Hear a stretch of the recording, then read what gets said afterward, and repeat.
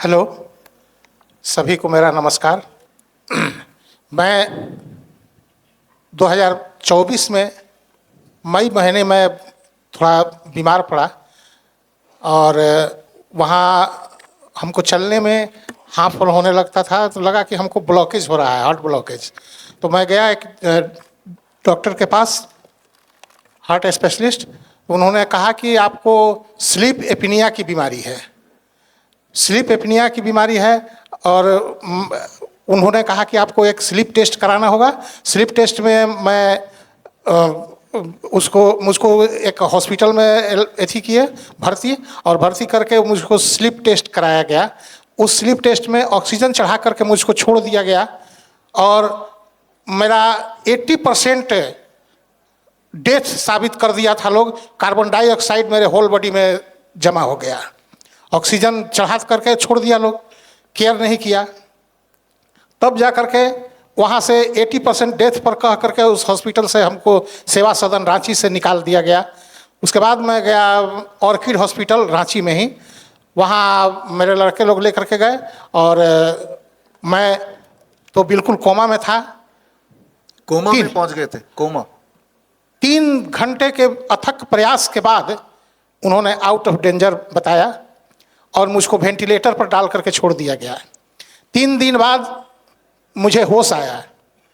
उसके बाद मुझको तीन दिन और आईसीयू में रखा गया और आईसीयू से मुझको सी पाइप लगा करके छोड़ दिया गया और कहा गया कि आप हमेशा अब कुछ भी करेंगे तो सी पाइप लगा करके ही करेंगे।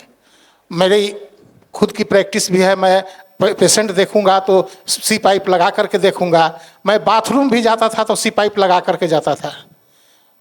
मैं तो अपनी ज़िंदगी से अथक हो गया था। उसके बाद मुझे पता चला एक्सपर्ट डॉक्टर कन्हैया प्रसाद का, जो यहाँ मेरे बाजू में खड़ा हैं, वो हम उनके पास गए और जा कर के उनसे बोला तो ये कहे कि आपका 3 दिन से 10 दिन के अंदर सी पाइप फट जाएगा। हमने कहा कि ठीक है।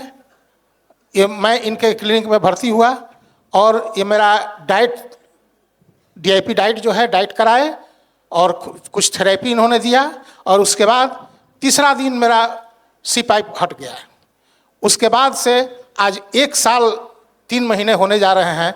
मैं उस समय मेरा 5-6 दवा भी चलता था, मेरा दवा भी बंद हो गया और प्लस सी पाइप तो बिल्कुल ही हट गया।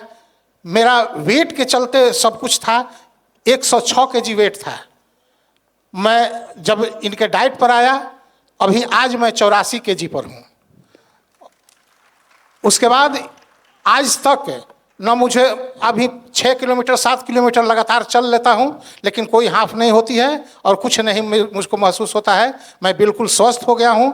धन्यवाद डॉक्टर कन्हैया प्रसाद का और डॉक्टर BRC का।